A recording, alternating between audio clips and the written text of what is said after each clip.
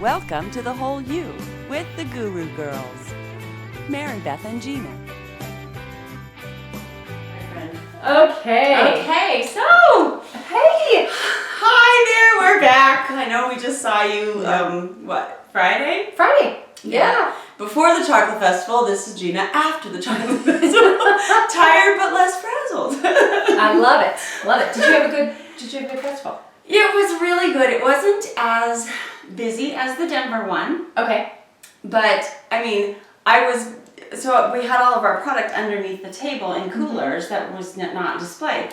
And so every time we sold something, I would go down onto the thingy and I would pull out the replacement product and label it, put it on the table. And I was doing that so much because we were selling so quickly. Yes. I didn't realize until the next day, I got out of bed and I felt like I had done 100 squats.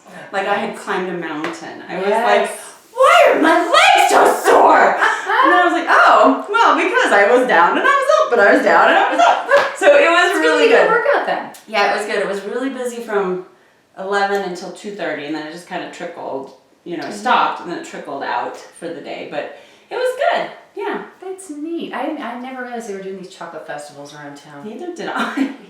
Neither did I. And this one was in Loveland. It was the Rocky Mountain Chocolate Festival. And the next one is October 12th. And where's that at?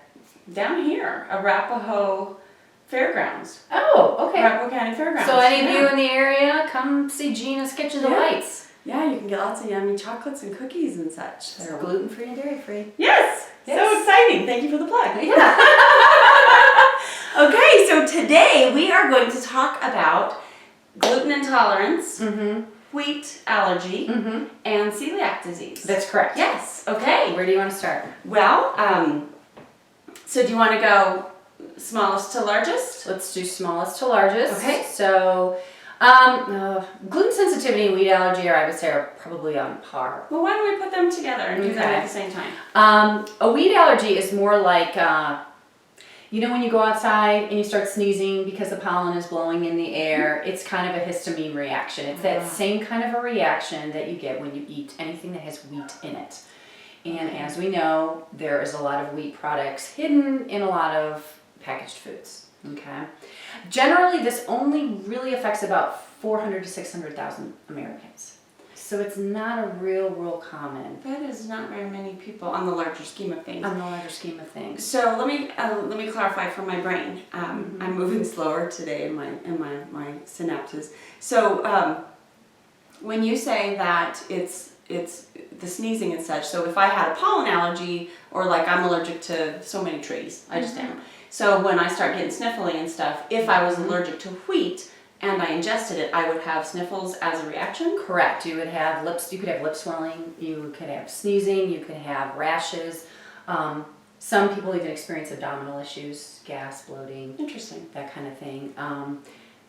You can even go as far as anaphylaxis. Really? Yeah. Wow. So on ingestion. Upon ingestion, correct, or exposure of any kind. Some people doesn't even necessarily need to be ingested. If they're in the room and those particles are kind of around as people are cooking. For some people that are extreme cases, that can happen. I know. I get that way. Not with, I guess with gluten. So yeah, with wheat, I can't even be in a room with dairy or wheat when they're cooking with it. Yeah. Because I'll start to have reactions that are crazy. Anyway. Exactly. And gluten sensitivity it is an immune reaction to gluten. A lot of people can be asymptomatic, meaning they have no symptoms. And kind of a number that you can think about is that for every gluten sensitive person with symptoms of celiac disease, there are 8 with absolutely no GI symptoms. Wow, that's a lot. That's a lot. So that's almost 10%. People don't even get symptoms. Correct. 80% get symptoms. 80% get, 80% are non-symptomatic. Non-symptomatic. Sorry, Mary. Yes. No, I am listening. I swear, I can't do math anymore. It's your math quiz. I know! I used to teach this stuff. What happened? I don't know. Yeah, so you're saying that 80% of people who have gluten intolerance don't even realize it. Correct. Wow.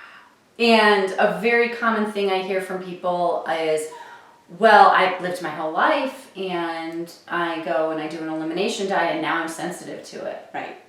I hear that all the time. Yeah. Well, usually the reason behind that is because you've cleared out your body. You're tuning into your body. You're listening to what you react to. So generally on an elimination diet, you clear out a lot of the high allergen foods that have been probably assaulting your system on some way, possibly, maybe not. But that's why you do the elimination diet, to figure out some of those food pieces. And when you kind of clean the whole body out, it's kind of like a clear slate that you're starting with. So that when you start reintroducing certain foods, and gluten is highly reactive, highly inflammatory protein molecule, it gets into your system and you're like, wait a minute, I don't feel good. And that's when you realize, okay, I'm kind of sensitive to gluten. I've never realized in my entire life. You know, May I ask another question? absolutely. When you started the gluten intolerance discussion, you said it's an immune reaction. What do you mean by that? Meaning people's immune system goes on high alert. So it's kind of like when you're getting sick and your body's like, okay, here come, these invaders into the body, this virus or whatever, and your body goes on high alert. The immune system starts bringing out, I call the soldiers, for lack of a better analogy, and it puts your system on high alert, so they start trying to fight it so it doesn't take over your system and make you sick, right? And those are the antibody markers? Yep, those are the antibody markers, Okay. correct, that happen. So that's why you, with people with gluten sensitivity, get an immune response to that. There's some testing out there that you can kind of dive into. I don't want to bore you with the gory details, but We'll put it in our description so people can Absolutely. see that. Yeah. absolutely. Okay, yeah, that way you'll get some information on that. The other thing that can kind of contribute to the gluten issues too is eating at every meal. You wake up, you have pancakes for breakfast. Then you have a sandwich at lunch. And then for dinner you're making pasta. And we're doing that day in and day out. And that's it's a small part of why we're seeing such a rise in people with gluten issues. It's also the way it is processed, the way it's been hybridized, the way it's been created so that it can feed the masses. And a lot of what they're doing is why they make dough rise. They put that gluten protein in there to make that dough rise, make it so puffy, and that bread and everything. So we're just kind of being assaulted with it. This speaks to whole food variety in your diet is key. I do know of people that don't respond to gluten and they can eat it. But there are also people I notice that don't eat it all the time. That it's maybe a once in a while thing. Maybe they're eating it once a month and their body just doesn't react to it. There are a percentage of people out there like that. So it's not an end all be all. There's not an absolute to this. But it's just more we want to create an awareness. So even if they have a gluten sensitivity and they eat it once in a while, some people are okay with that. Some Is that what you're saying? some people just don't react to gluten. It's not in their biochemical makeup where it doesn't trigger their immune system. And it doesn't create an inflammatory response in their intestine, small intestine. Those people we would say would not be gluten intolerant then. Is that right? Or Correct. They Okay. would not be gluten intolerant. yeah. Yeah. Absolutely. And so But since some 80% people don't know because they don't get reactions, then is it possible that a lot more people actually are? it is And that entirely everyone probably possible. is in some respect, but people just don't realize. Well, I wouldn't say necessarily everyone, but it can be, a good portion of the population. They just don't realize it. I mean, think about it. How many of us go through our days, day in and day out in our life, and how many of us are really present in our body? Do we feel our feet? Do we feel our skin? Or are we just kind of up here, out here, looking ahead, looking back, past, future? We kind of talked a little bit about that busy mind. And you're not really listening to your body. You just know you have to feed it, you have to give it fuel, so you're just eating whatever, and you're just going through your life. But as you get older, you kind of notice symptoms kind of crop up. Fatigue. You notice you're a little bit more gas and bloated at certain times of the day. Maybe you've got some alternating diarrhea, constipation going on. Headaches. Yeah. That's my reaction, is headaches. And I know, and I might have told this story before, so I apologize if I'm repeating myself, but I know that, growing up, when I was in my early 20s, I would get these episodes of being like at Walmart and not knowing where I was all of a sudden, or my keys are gone, don't know where I put them, don't remember putting them down, don't even remember carrying them. And I always attributed it to just like this hereditary thing that my mom had, because she was the same way. She's like, oh, I'm just loopy, or if I take birth control, I put bills in the freezer, and just, you know, all this stuff. And so I thought that that was just something I got from her until I stopped eating gluten, and I didn't even do it initially because I was intolerant. I just thought gluten's probably bad for me because everybody who was coming into Health Source that was, you know, being tested with all these oddities ended up positive to gluten intolerance. I'm like, well, maybe a lot of people are, and maybe, you know, I am, but I'm just going to get rid of it. I don't care. I'm not going to test. And so, like you said, years later, then I end up with a contamination of gluten, and suddenly I'm back in that scenario where I don't remember how I got there, or I'm feeling loopy, or I'm feeling drunk, and I'm like, oh my gosh, it was so familiar to me that I remembered that sensation of it, but I never was able in the moment, because my life was busy and because of my, you know, predisposition with my mom or preconceived notion of whatever, even tied it to something I'm eating. Yeah. And I didn't notice it when it was gone, but I noticed it when it came back. Exactly. And a lot of people are like that. They don't think the food thing there's any validity to it. And, you know, this is another topic that would be good probably in the future. We can really talk about leaky gut, leaky brain. But that constant assault with foods that are inflammatory or that are constantly, I mean, you know, we've got a huge portion of our immune system in our gut, believe it or not. So we constantly are putting something in our body that's creating inflammation. Over time you get leaky gut, right? Well, they're correlated also to leaky brain. So a lot of what you were experiencing, that brain fog, and where did I put my keys, and feeling like you're in early onset dementia in a lot of ways. Totally, it was crazy. Yeah, exactly. Yeah. Very common, very common. I see that a lot.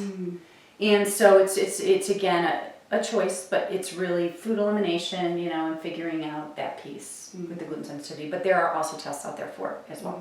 Like I said, we'll refer to those. So I have one more question. I know these are like a lot, and this is going to be one of our longer visits probably, because I just think this is such an important subject, and so many people have so many questions about it. And you know, okay, so let's say somebody is mildly gluten intolerant.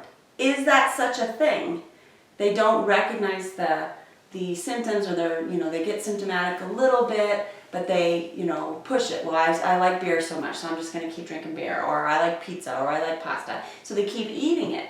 Is it possible that they can do that, or is it always going to? Because in my experience, all of the people I know who were sort of gluten intolerant or had sort of reactions end up now highly intolerant because they forced the issue and they kept eating it even though they shouldn't have been. And now their body rejects not only gluten, but dairy and eggs and yeast and soy and all this other stuff as well. So my question in that, my question in that was, is it possible for somebody who is slightly intolerant to be able to eat that and not get worse? Not necessarily. You think about assaulting something over time, right? Let's say you have a sore knee and you continually decide to run every day. And over time, what's going to happen to that knee? Well, you're going to start to wear down the cartilage around it, and it's like you start wearing down that whole joint area.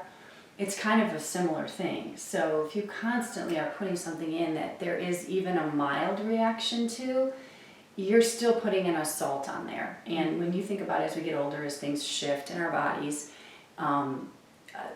life changes come up. So even a woman going post-childbirth will realize maybe that she can't have gluten. Right.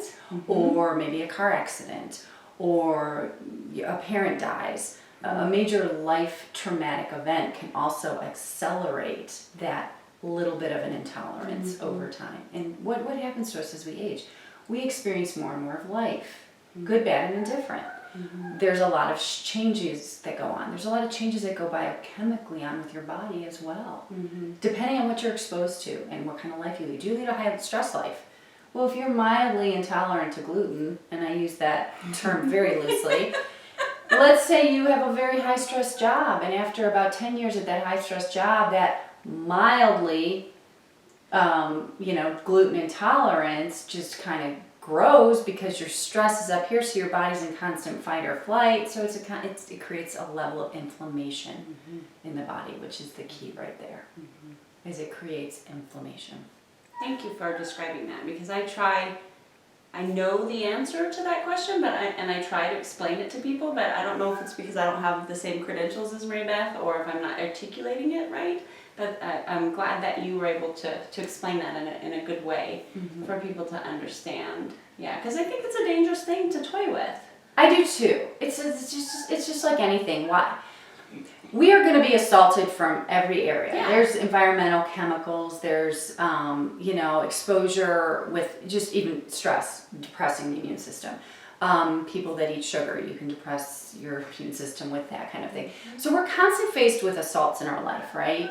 So do you want to continue to generate this level of inflammation in your body, or do you want to take away the pieces you can that you choose to take away and not have it blow up into something far worse? Now, am I saying you need to live in a bubble? No. Yeah.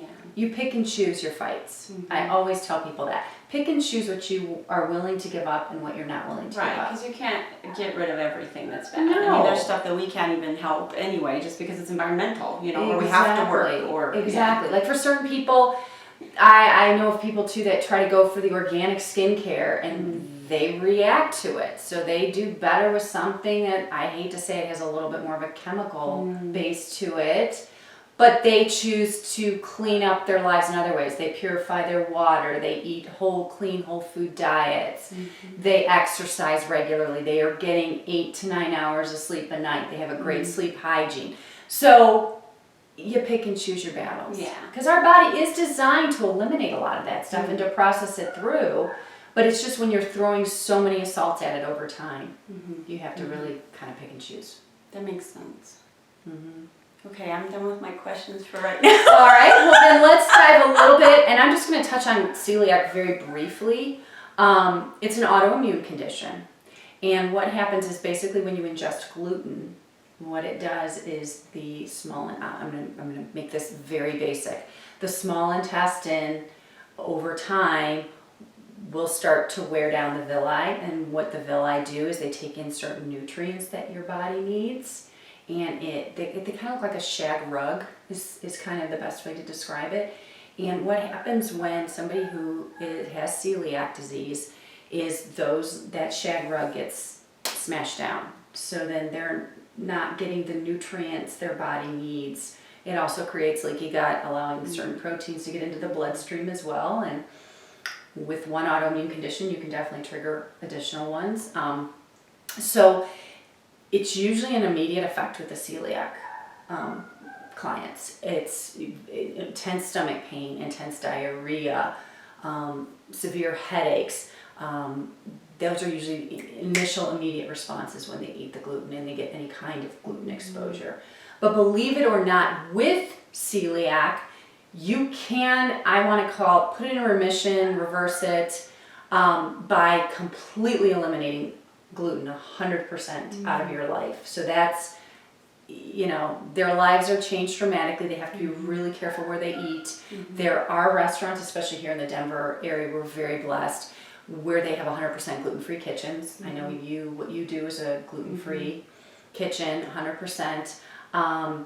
They have to be really careful with packaged foods and any hidden gluten or wheat in there.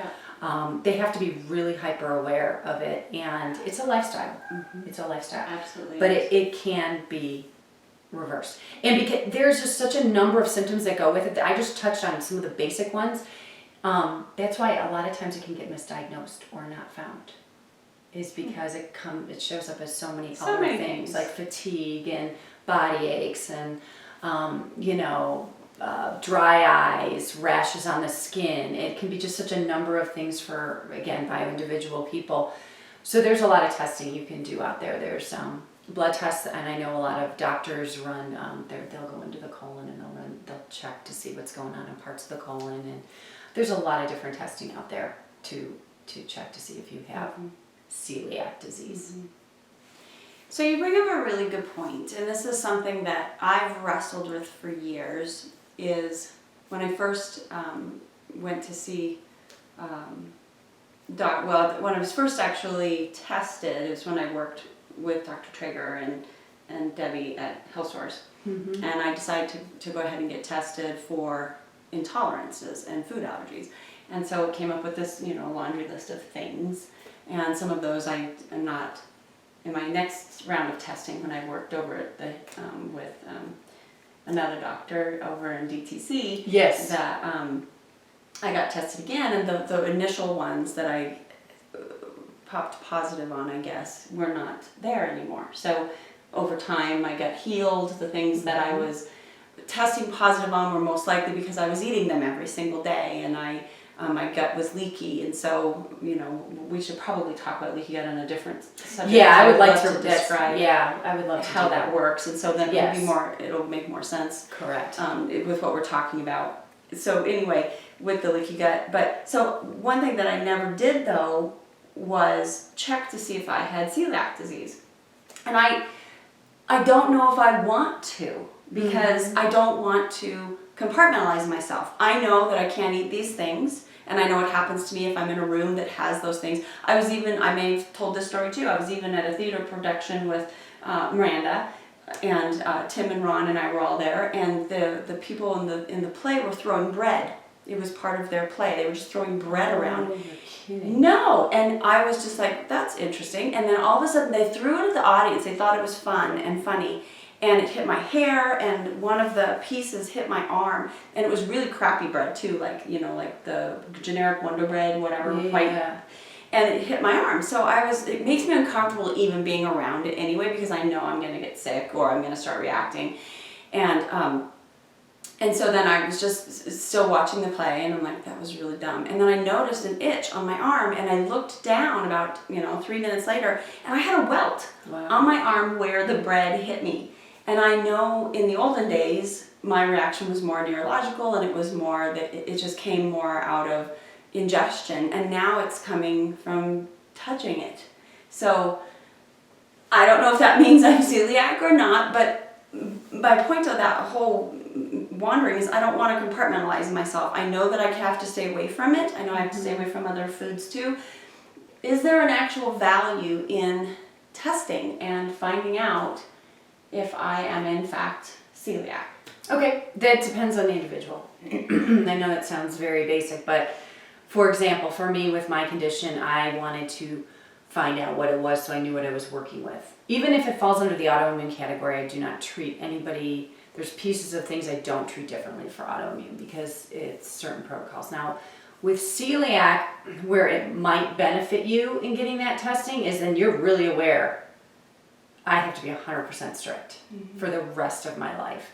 That means zero exposure. That means cleaning your light fixtures and making sure your sink is clean and you have your own utensils, your own pans. When you travel, that you are disinfecting every area of that room that you are in, because people can bring in their snacks or their foods. It's just being more hyper vigilant about exposure for yourself. And finding out if you have celiac also helps too, because then you're realizing the littlest exposure can be a constant assault to your intestine, so small intestine. So it's a choice. It's like, do you want to know that just so you're hyper vigilant and know this is 100% non-negotiable, and take it to the next level where you really have to clean up even skincare. I mean, you have to go all the way down to your skincare as well, because there's a lot of hidden gluten in that. So it would just mean, and makeup, all of that stuff. So it just, even products, certain perfumes and sprays, it's just, so you have to kind of look at, I'm one of those people, I don't consider it putting me in a box, but I get that for some people it does. It gives them a label, and then they feel like they really have to live up to that label. Whereas I look at it and like, this is information, but I'm not going to live into it. It's just information on how I need to make certain choices that are good for me.